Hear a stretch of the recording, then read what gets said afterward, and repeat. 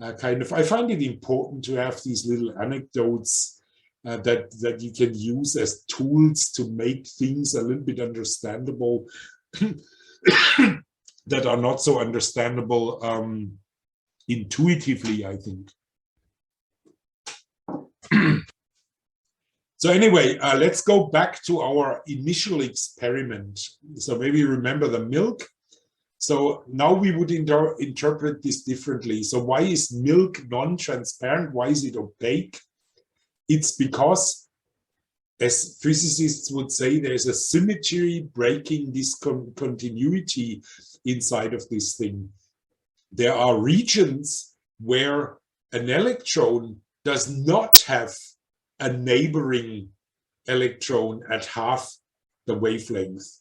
And so this effect that I was trying to explain, you know, that all the sidewards movement of light is not working because the probability for this to happen is just destructively interfering with each other to zero, does not work anymore. It works only when every electron has a partner that helps it to kind of sum up to zero in the sidewards direction and maximize up to a higher value in the front direction. And if this is not the case, if you have regions, and this is a statistical thing, it doesn't matter whether there, of course, there still are electrons that do have a partner, but statistically, there are many electrons that don't have this. And since the total probability of things to happen sums up always to 1. So as more as the probability increases that light goes also to the side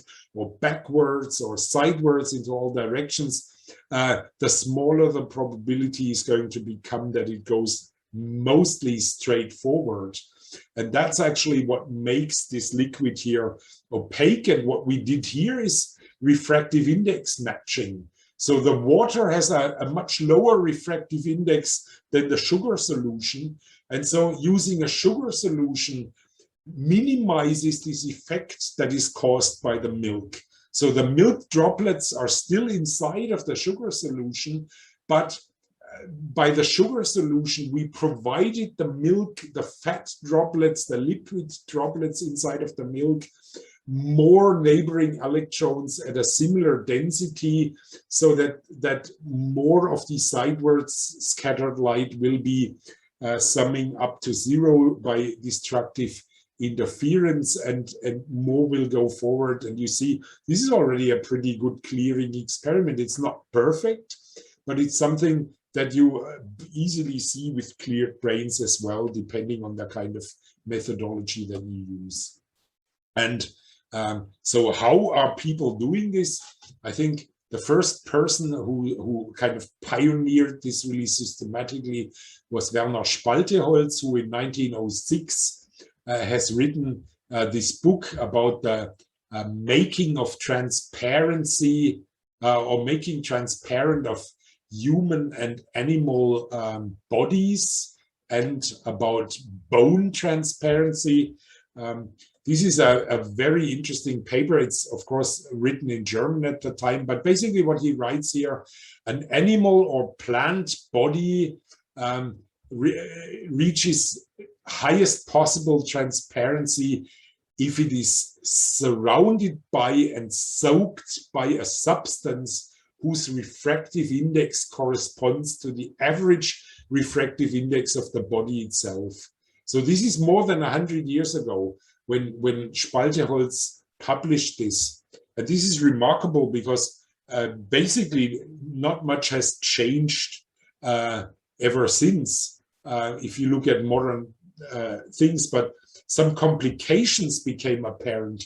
And I try to illustrate this here. This is only schematic, what I'm showing here, because what is the average refractive index of a sample?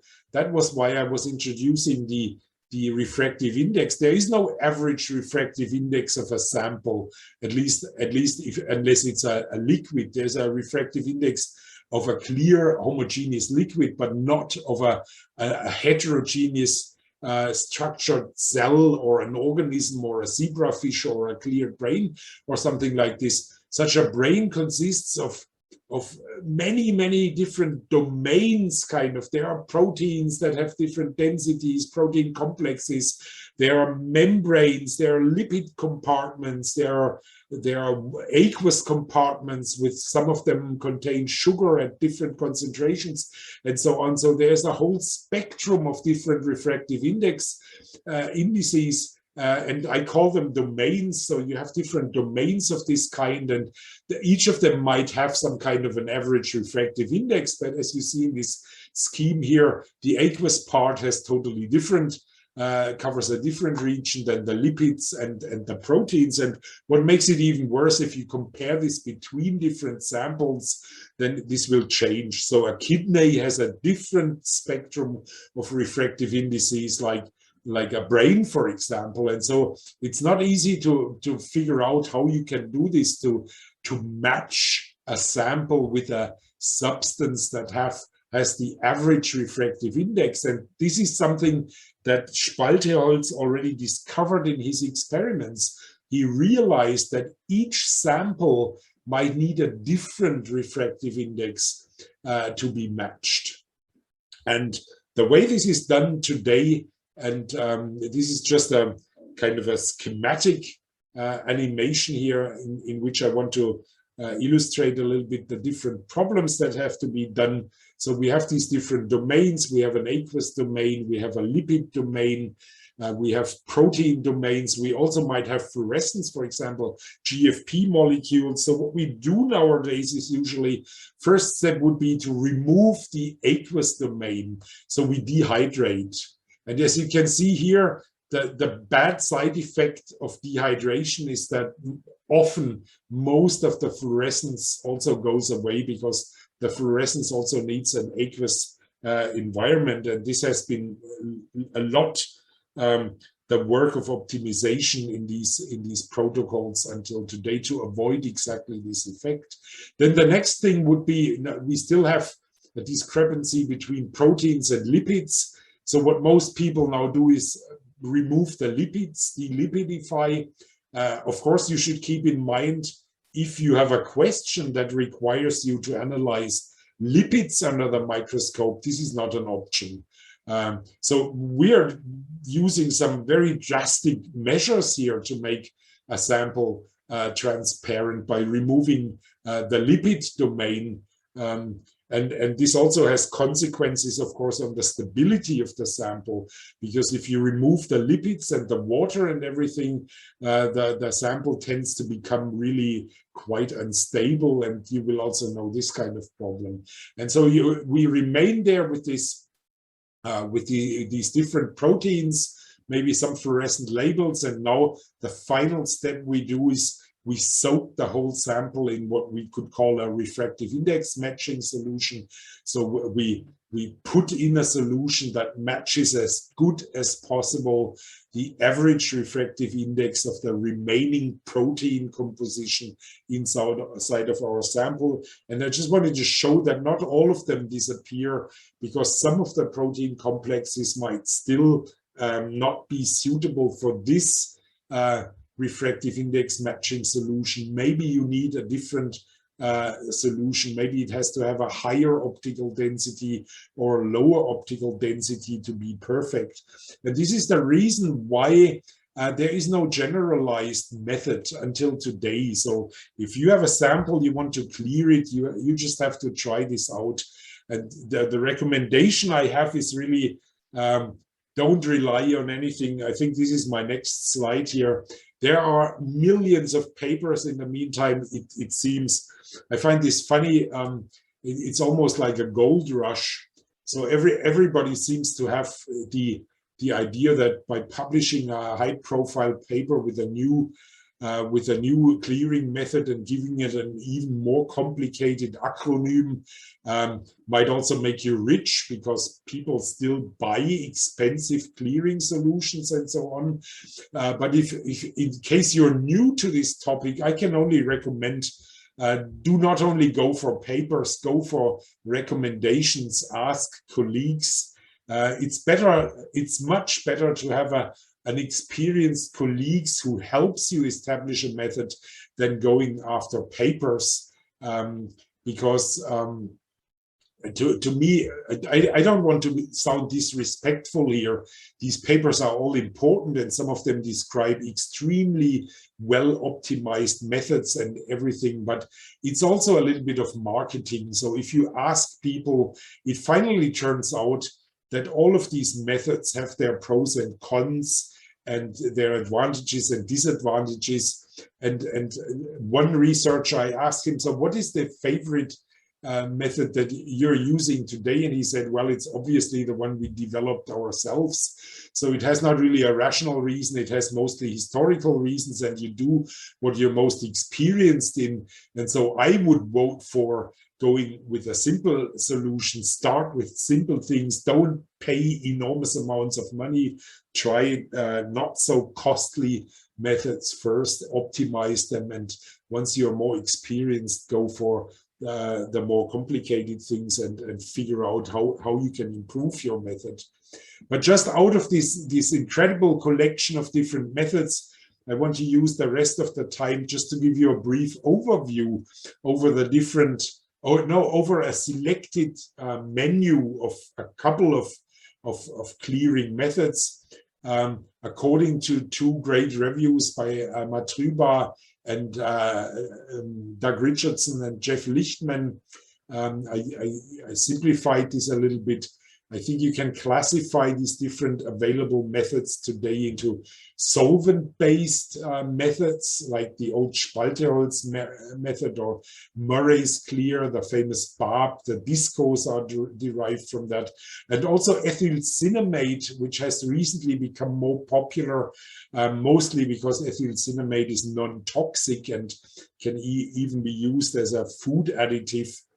So this is and then you have the aqueous methods that just do an aqueous refractive index matching, basically, either with organic chemicals dissolved that are water soluble, like TDE or histidines, or you can use different sugar types. And then there are the hyperhydration methods. Hyperhydration means it's a method to basically denature mostly hydrophobic regions of protein complexes in an attempt to lower the average refractive index or the average optical density of protein complexes in your sample to a region which you can reach with aqueous refractive index matching solutions. And finally, the more complex tissue transformation methods like switch and clarity,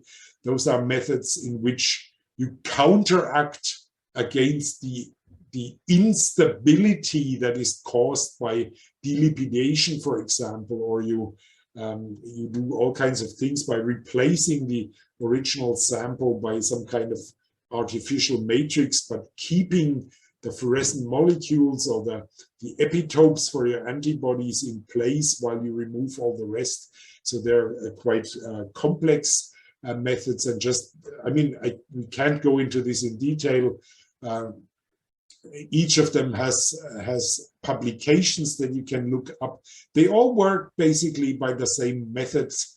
The organic solvent methods derived from barb and ethylcinnamate use a very high refractive index that is good for transparency. You made 50. Excuse me? Okay, this was an accidental unmuting. Yeah, so the high refractive index is good for transparency, but it needs a really complete dehydration usually that can cause problems with fluorescence, as I mentioned earlier. And so I think all the disco methods, for example, were mostly optimizations in towards this direction to use other chemicals than methanol for dehydration and to be less destructive for fluorescence. And so there are a couple of different methods. A method that I have been using quite a lot recently is the use of ethylcinnamate. either for clearing also, but also for imaging. So some of the methods like BARB, for example, can easily be transferred into ethyl cinnamate for clearing, avoiding the toxic or the toxicity problems of the BARB and also the corrosive issues that BARB, benzyl alcohol and benzyl ether are said to have. But saying this, propagating a little bit the ethyl cinnamate based clearing methods, I do want to mention that ethyl cinnamate brings in a couple of problems also. And one of the problems is due to a thing that you have to be aware of. It's that the so-called refractive index of a wavelength does not only depend on the substance you're looking at, it also depends on the wavelength of the light that you're using. And this is particularly strong for ethyl cinnamate. If you use a blue laser, for example, the refractive index is in the range of 1.6, while for the red laser, it's in the range of 1.55. And so it can happen to you that in a microscope, it will become impossible to image a blue and a far red dye simultaneously inside of the same microscope. I just saw that I have wasted already a lot of your time. We are 15 minutes over the time I had envisioned. So I think I'll just skip the rest. I just wanted to mention maybe this point that in modern clearing instruments, clearing capable instruments like the Lightsheet 7, we paid a lot of attention to this to make it possible with the adjustable optics that you can cover a whole range of different refractive indices, and you're not bound to a certain method anymore. And with these optics, you can use almost everything. The rest I will just skip and go somewhere towards the end to allow you to also ask some questions if there are any. I just would like to show this slide here. Further readings, I would also be willing to send these to, if you have questions, just send me an email and I can forward this to you. There are some excellent reviews. I recommend the one of Doug Richardson and Jeff Lichtman to start with this because they're pretty clear.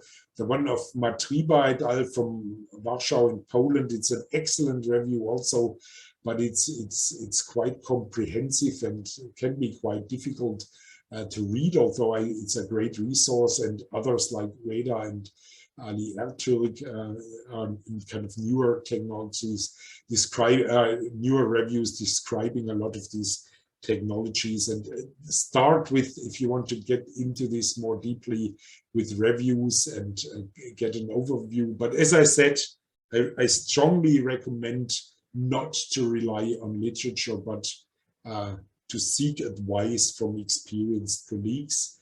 And with this, I would like to finish and thank you for your patience and attention. And